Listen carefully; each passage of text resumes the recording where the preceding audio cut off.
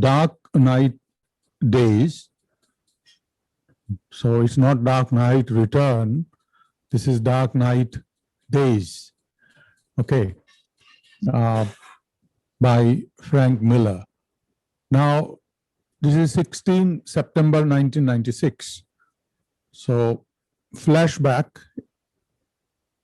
1963. Or is it 64 with a question mark?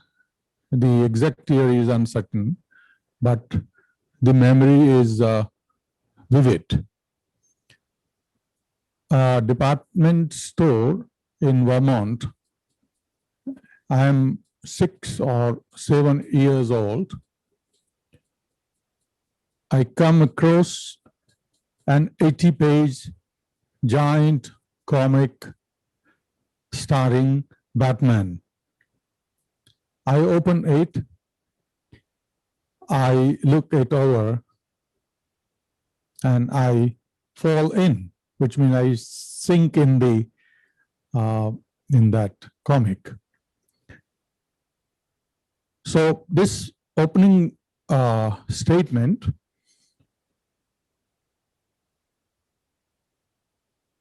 tells us that the culture comics or graphics create, or literature creates, children's literature creates, has a long-lasting impact. So from the first paragraph of this introduction, we have one important input: the impact of graphic narratives on children. I wish I had kept a diary. Now, the narratorial voice is very mature, and now the narrator who is writing this is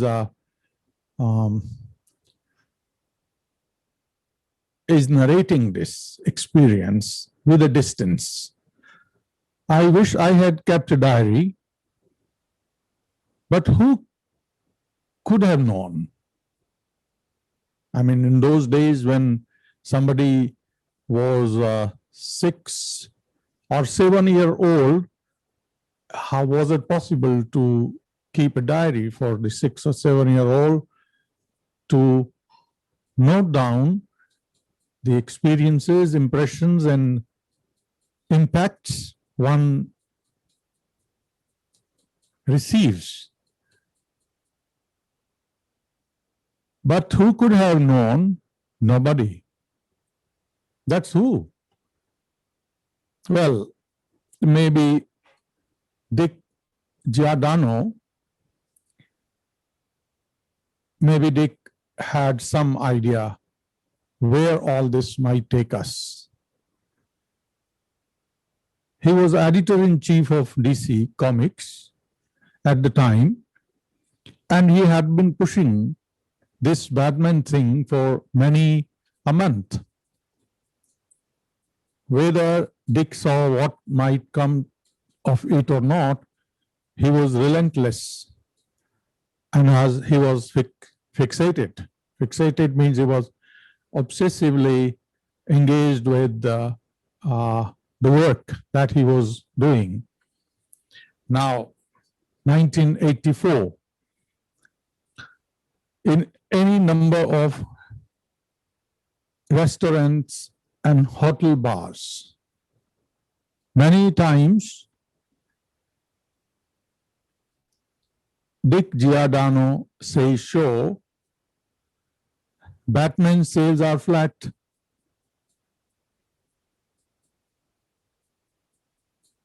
But look at what happens anytime somebody conducts one of those reader surveys in the fanzines.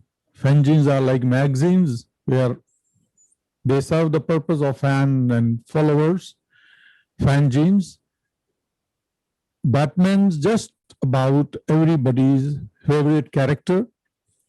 The time is more than ripe for a high profile, all out relaunch of the old war horse. So we notice the ideological impact on children of the graphic narratives. We are talking in a specific context here. So there are different kinds of ideological impacts on the childhood. Here we are talking about one specific context. Then the graphic narratives or the industry that is behind graphic narrative is constantly thinking about the market. So this is another, important aspect about the mass production of the popular culture. So this paragraph, which begins with 1984, tells us about the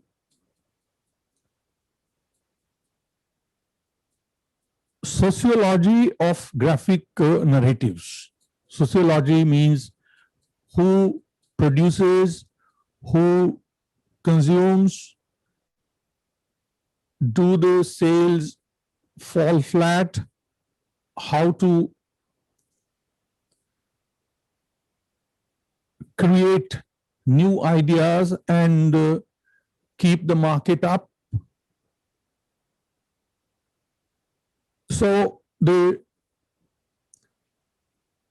is not simply creativity or just, ideas which tell stories, but much more is happening. That's what we see here. And then Batman's just about everybody's favorite character. So the time is more than ripe for a high-profile, all-out relaunch of the old war horse. Look at the language. So looking for opportunities, economic opportunities, on what has already been installed in the minds of children or people. And the publishing house, which is a company, and the purpose of a company, one of the major purposes of a company is to make profits. So that aspect is there. Of course, it has educational, academic, entertaining, and other kinds of values. It will engage creative writers, painters, pencilliners, inkers, colorists, all kinds of people. But that was just it. That was exactly what came to bother me about Batman. So what was it that bothering him? It was the time ripe, more than ripe, for a high profile. I mean, how to create a high profile of this character. I mean, this character has been low profile with children in comics, and people knew Batman for a certain reason and for a certain cultural context. But could now Batman be given a better status? That could he be raised from lower class status to middle class status or to high class status? So look at how this very clearly says that even these characters are also seen with the changing profile of people in a country. So what is that changing profile of people? For example, say, if you look at India 30 years ago,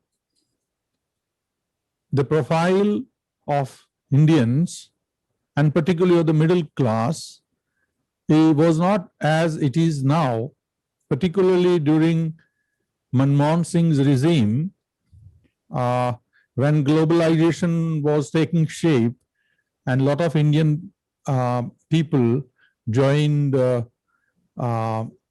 computer science, computer industry, software industry, and a lot of children, a lot of students then pursued computer science, and that was the most sought after kind of degree, and they all landed up in some kind of jobs and IT sector and so on and so forth. And there was a boom in economy, particularly among those people and their families. People even went to Bangalore or to Silicon Valley and to different parts of the world, Singapore and all. They are still there. So you see, what does that mean? That like these people's profile, these families' profile changed socially, economically, and geographically. Similarly, these characters like Batman also need a profile change. This is what has been said. But that was just it. That was exactly what came to bother me about Batman. He wasn't old, damn him. Okay, so this is bothering. Batman's age, despite nearly 50 years of continuous publication, there he was, unwrinkled, handsome, perpetually 29. So this is, this bothered him, Frank Miller, that earlier, you see, Batman remained confined to time, was not changing. His image was not changing. He was always young, wrinkle-free, 29, 30, and that kind of, young man, young Batman, a young Batman in the imagination of American. So this was bothering him, how really to re-visualize him in time and space. Batman had acquired the status of a myth, and he wouldn't grow old. So like gods do not grow old, and they all remain the same in the calendar art. Okay, for example, calendar art industry, which is also part of graphic industry, projected gods, goddesses, heroes, heroines, Bollywood heroes, Hollywood heroes, all of them remain the same young. Okay. So that is, a question for him. How, so here it means the writer is not simply, or the graphic a visualizer of a graphic novel is not just visualizing the character, but at the same time is also thinking about the sociological, the political, the economic profile of the characters. So this, I think, must be kept in mind while reading graphic narratives. Despite nearly 50 years of continuous publication, there he was, unwrinkled, handsome, perpetually 29. Never a kink in that tree trunk neck. So his neck, like in most of the Hollywood films and characters, they always have that iconography where somebody has to maintain that kind of thing. And we all understand whenever these Bollywood heroes and heroes are talking on TV, etc., they try to maintain that image which you saw them in the films.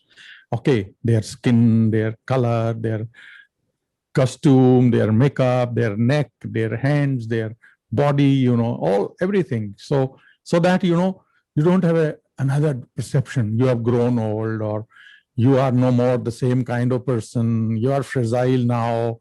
So they don't, that's the contradiction that the fans or fan genes have to maintain that kind of thing. This is a commercial thing, and that illusion has to be maintained.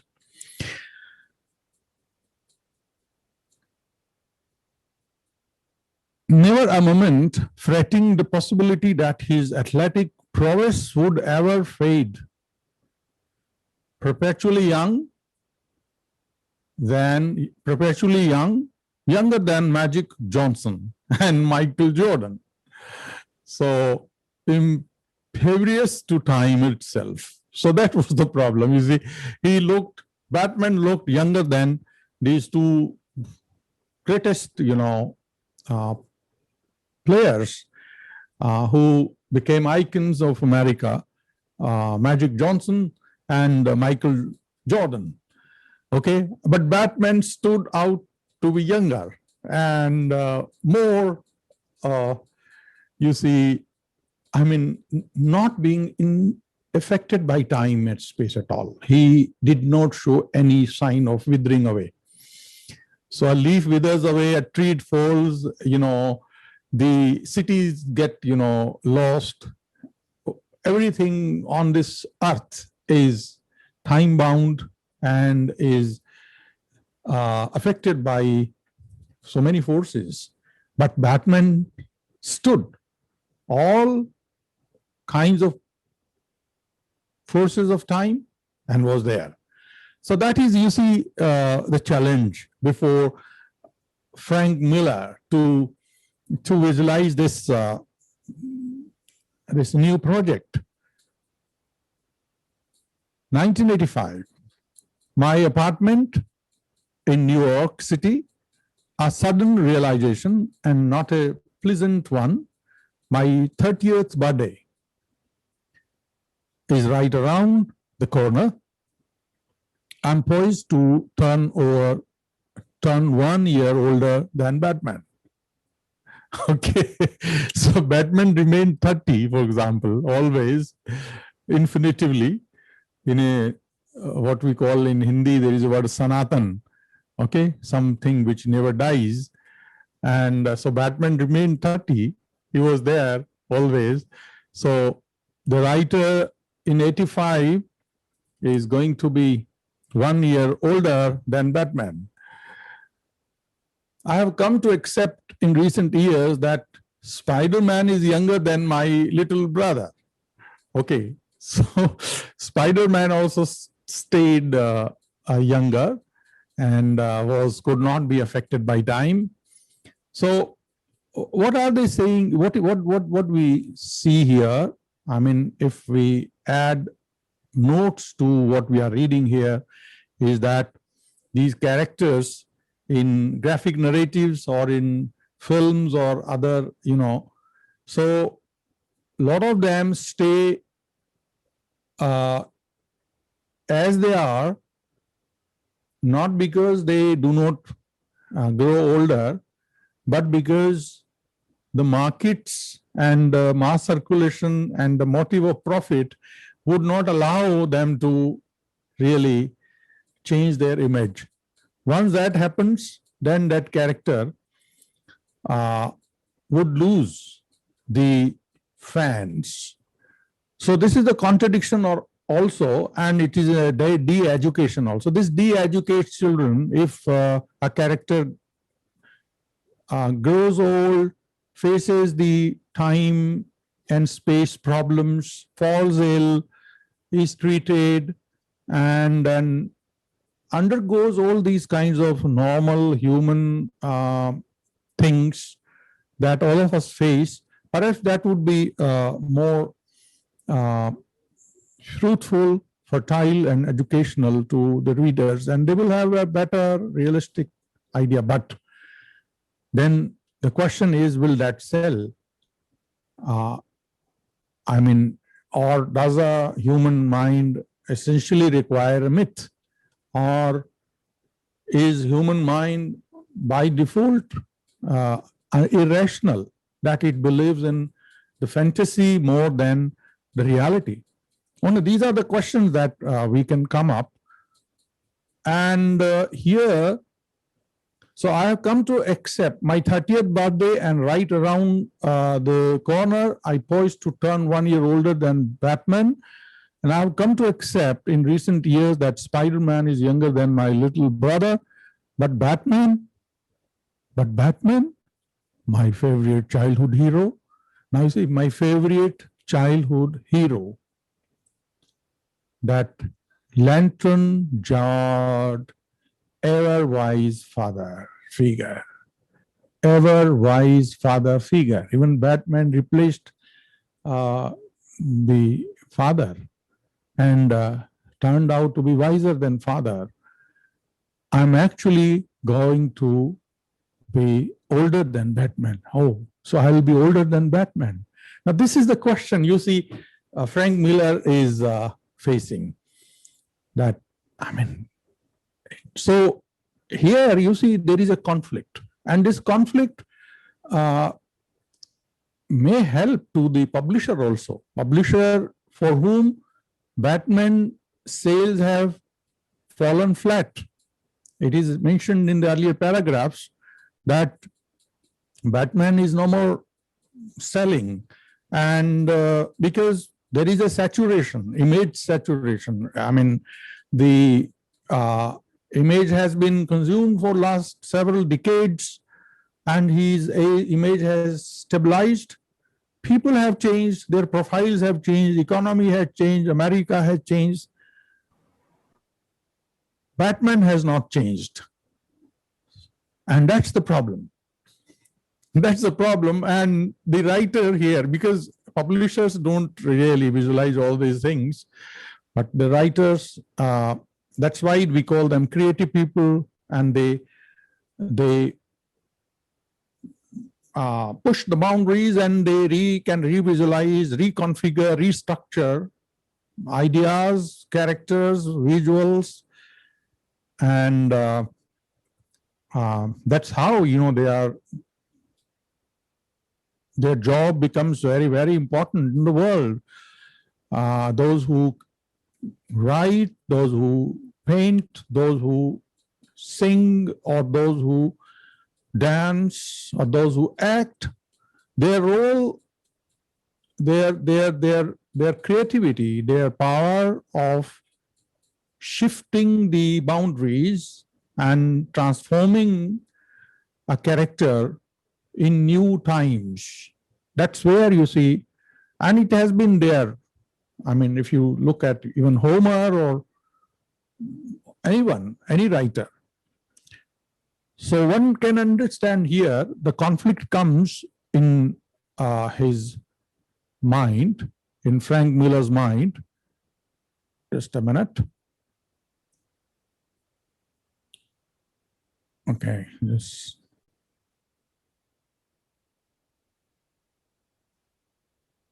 Right.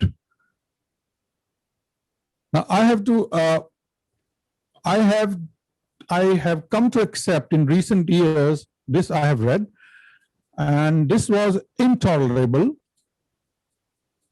Something had to be done. What was intolerable? That I, who had been fan of Batman, would become older than Batman, you see. So I ask a question, I mean, should I visualize Batman older than I am, so that at least I can relook at older Batman and find, well, my father has grown old, for example, and people around me have grown old. I have also grown up. I'm celebrating my 31st birthday, but Batman is still constantly, infinitively enjoying the status of a Sanatan character.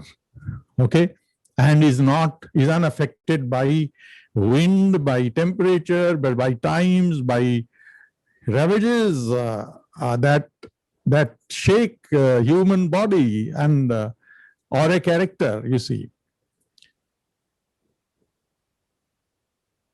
That's why this was intolerable. Something had to be done. I like this sentence and this whole area here of the conflict, where, because the tension in the writer's mind is of a very, very noble nature of transformation.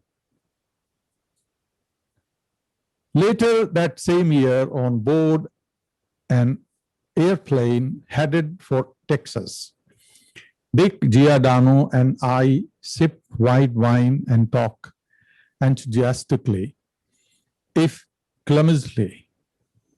I lay out to him the collection of ideas I have got for this Batman, not that Batman. You see, so now you see the conflict. Now this Batman, not that Batman, this Batman thing he has wanted me to do. The central notion is to simply move Batman through time. Oh yes, this is the very important line here. The notion is no more to keep Batman the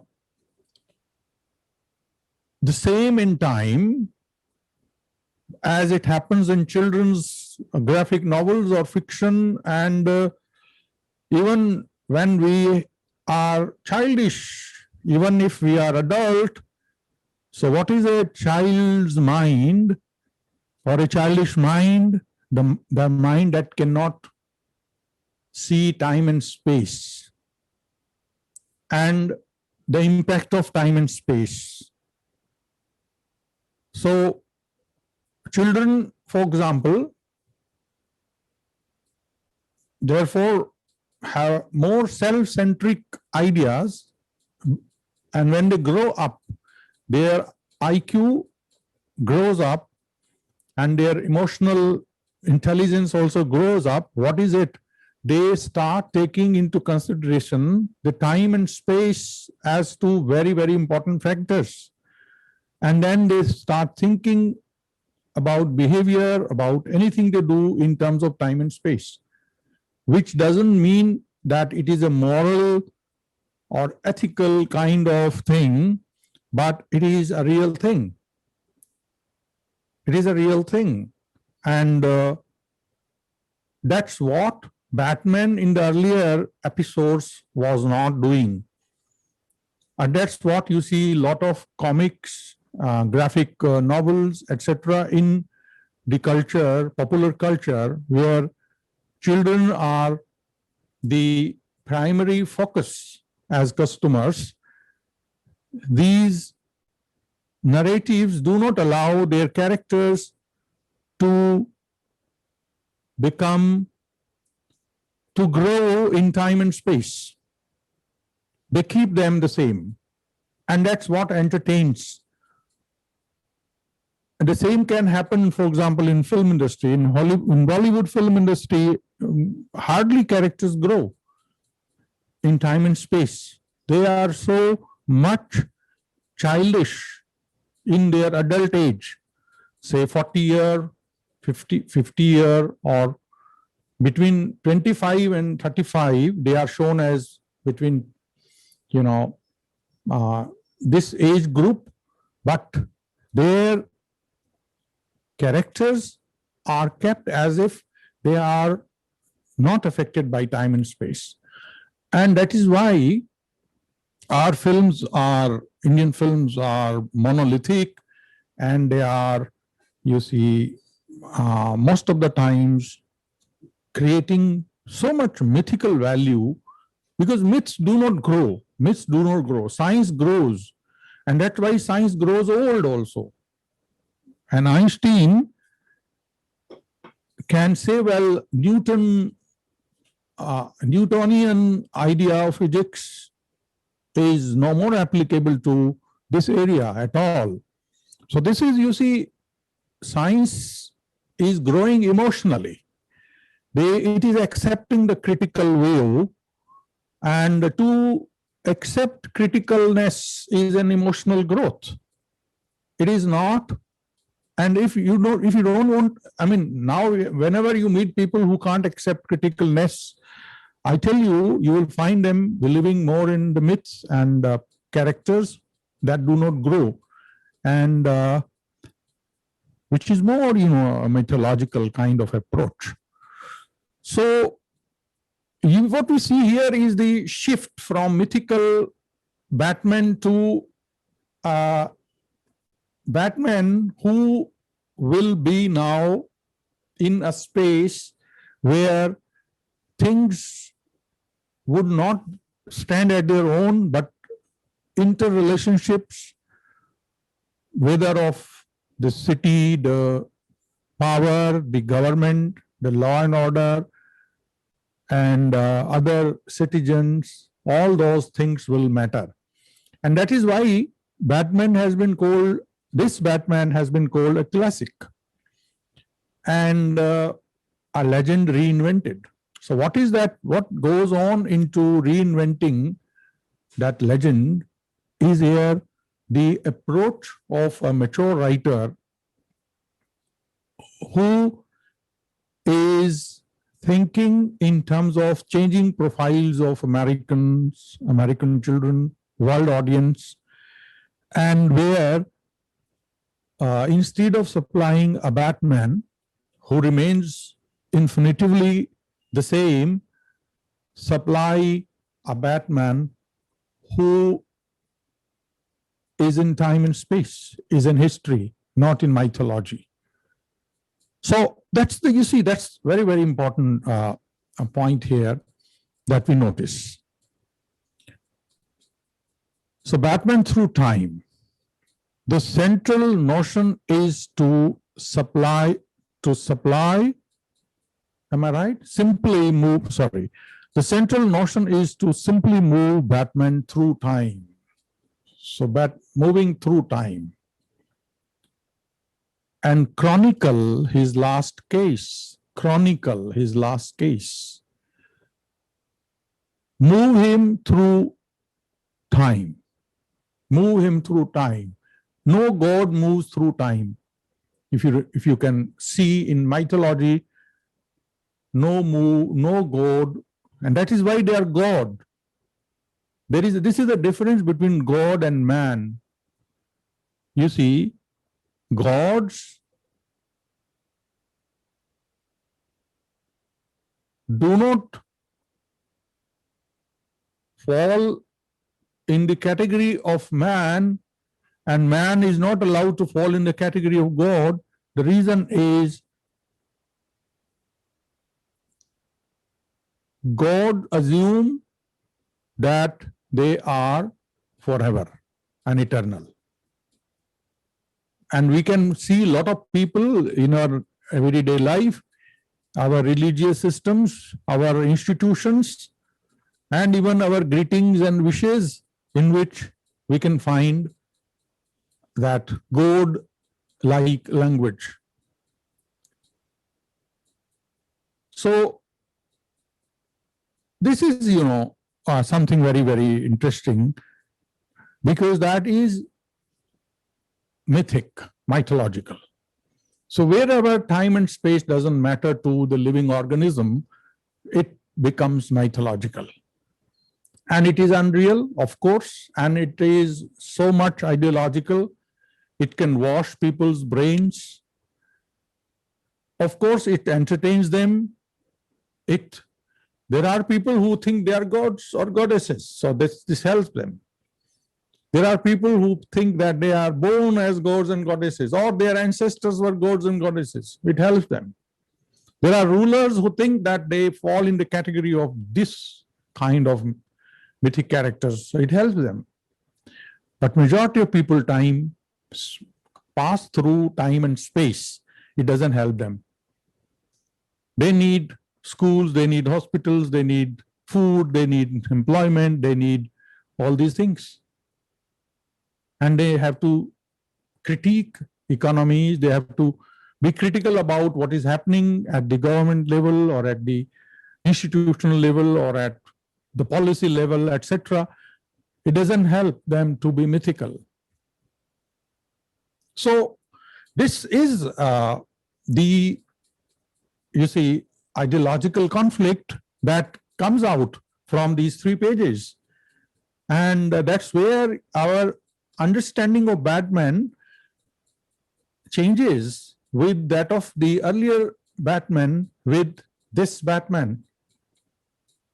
And that is why critical studies in English departments or literary departments, they are saying, well, can comics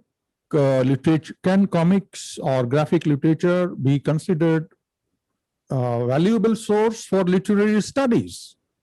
Because as soon as you bring time and space and your characters start changing, and things actually then are more, you see, they are diverse and they are no more concentrated and controlled by some heaven or by some God, but they are there in this physical world. So like science, like physics studies the matter and material forces, chemistry studies the chemical and the chemical forces. Like that, can these characters now in the world with the body and mind not as eternal, but as subject to changes, sufferings,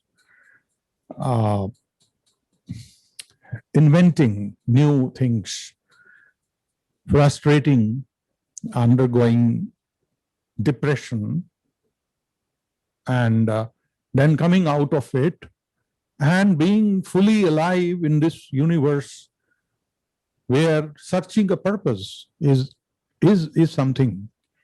So that is how you see this becomes, a study of literary nature.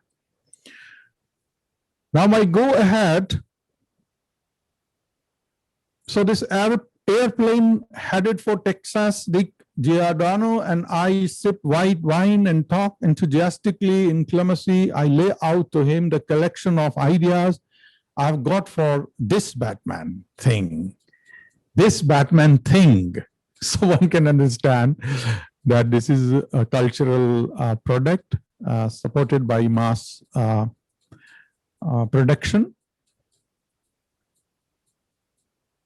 He has wanted me to do.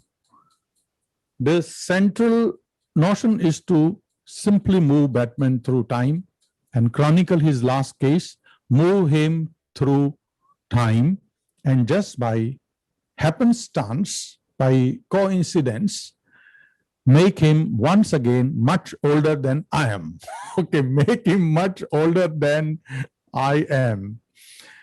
So this sounds, very, very interesting.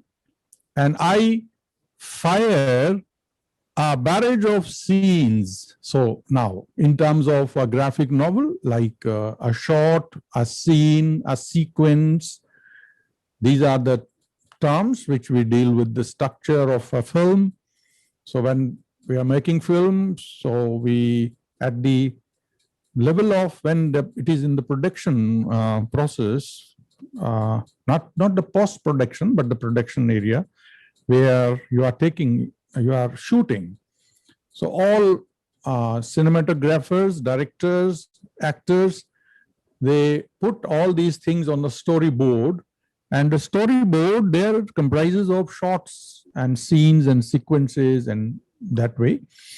So everybody is aware of during shooting days that this is your scene or this is your shot and this is what you have to speak, and cinematographers have to think how to graphically portray this, what lights should be there, the director will think, and then what setup, what kind of setting, properties, etc.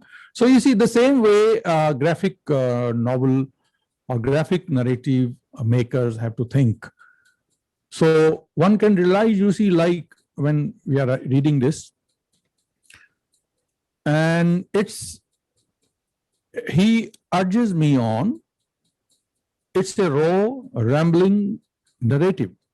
This in the airplane, when he's explaining all that, is raw, rambling, kind of unorganized kind of narrative. And I hit him with not yet a story at all, but a mixed bag of cool things Batman will do. This Batman will do, and say that winds up with an ending that could never work. And even should I work is one DC would never publish. So all these are the contradictions of this industry. At this stage, The Dark Knight Returns is, to use the technical term, a mess. But it's a very enthusiastic mess. So you see, in the creative process, the mess is a very, very important thing. So some people may at all not like the word mess, and they don't like the messing up here and there. But you see, when it is in a rambling state, for example, as a creator, as a writer, as a filmmaker, as storyteller, you ramble, you move aimlessly with your body, mind, pen, and all other instruments into the space, on roads, etc., and you just gather raw material. Later on, you sit down and then you put the things in order. But this is how people get good characters, good ideas, good locations, good sets, good lights, ideas of these things. So, as yesterday I was showing you,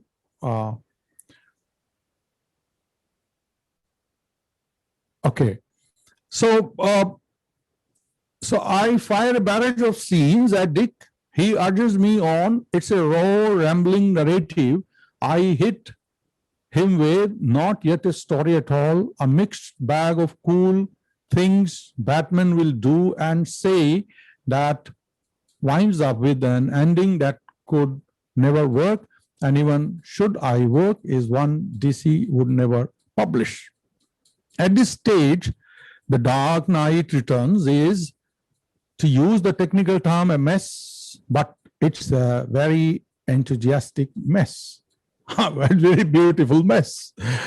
Einstein's table, I am reminded of Einstein's tables, where he kept a lot of mess around him. Now, it's not a deliberate thing. It is in the creative process, mess is there. You visit any workshop, I tell you, those people who give you a fine kind of thing, they repair your things in their workshop, there is a lot of mess. Okay, and from that mess, they collect something and they do something with the thing which is not working with you. I'm red hot to get started. And good editor knows. What do the good editors know? When to let the process begin. Yeah, this is very, very, very interesting. Good editors knows when to let the process begin. Dick gives it a thumbs up, no doubt praying he will be able to keep me from doing too much damage. So you see here, things are moving and this whole project is taking shape. And the changing of the profile of Batman has been agreed upon. Batman is now to be older and to move in time and space. And this rambling and the scenes and other things are there on the table. And a good editor knows when to let the process begin.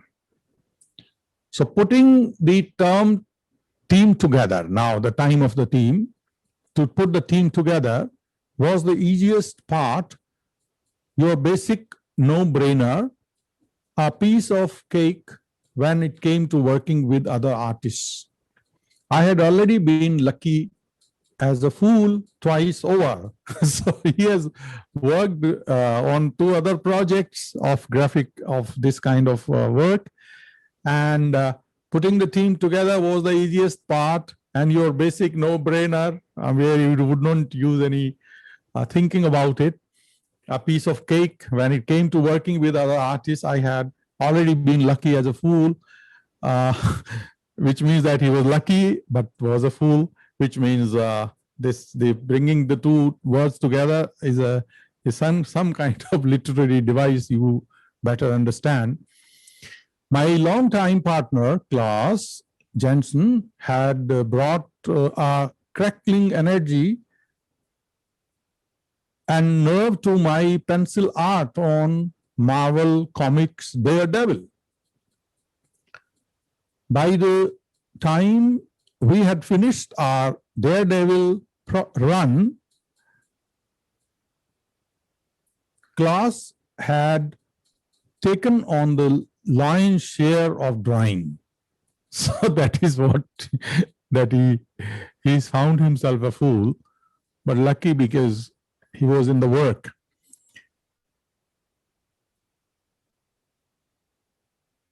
Of the drawing, so much so that he took over as sole artist. When I left the title, the question was whether he would want to collaborate again. More luck, he did. So now these teamwork, but within team one has to really understand the role and ultimately what happens when the finished product comes, the titles and cover pages and credits, they all go to the world and people see who has done what. But behind the scene, you see, so he says, well, there must be clarity for such kind of things, not only when it is finished and it is communicated to the audience, but also when it is happening in the production. After leaving Daredevil, I went to work on my first comics novel, Ronin, published by DC Comics. Painter Lynn Varley joined me, and chapter by chapter set a brand new standard of excellence in comic book color. This is very interesting that Lynn Varley set a brand new standard of excellence in comic book color, which means that earlier lines dominated the comic book industry. And there used to be a pen called Rotring pen. I had those around 10 pens in those days, some 30 years ago, when I used to draw for some kind of, publication houses, etc., or sketches for magazines and other kinds of things.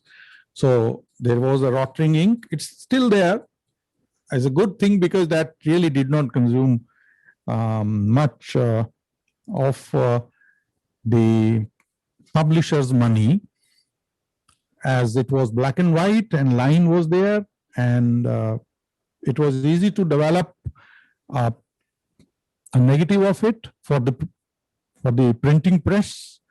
And then there wasn't much, for color and technical things and consumption of different kinds of inks and all that way. So there used to exist that kind of thing. But here we have a very interesting development in the graphic publication. Lynn Varley brand new standard of excellence in comic book color. Lin actually redefined the very role of color on the comic book page. This is another very interesting sentence which I find here, bringing such mood and temperature. So mood and temperature. Lines actually do not create mood and temperature. Black line on white page. They create communication. They create movement. Lines are good in movement. You can show people stable or moving, or you see fighting or jumping, that's possible. But to add mood and temperature, you need color. Because as I told you yesterday while discussing light, that what do lights do? Lights actually add mood and temperature. Temperature is very crucial. So right from sunrise to sunset, how the earth, where geographically located people in certain places, they experience temperature, they experience mood, they experience color, and these are all decided by light. Okay, so this is an addition to graphic novel, and this must be part of this Batman series. So as Batman needs to undergo time and space, and now no more the myth kind of the godlike figure, but has to be shown older, and mood and temperature through color will really be required, and they will create that kind of literariness. Why? Because temperature has a lot of possibility of metaphors and of mood, and even you see the environment which is around. So it was, you see, kind of, one side I was reading and explaining and so on and so forth. But maybe you needed this annotation and this broader vision that I created out of the text, interpretation, annotation, and my experience with this medium. Thank you very much. All the best.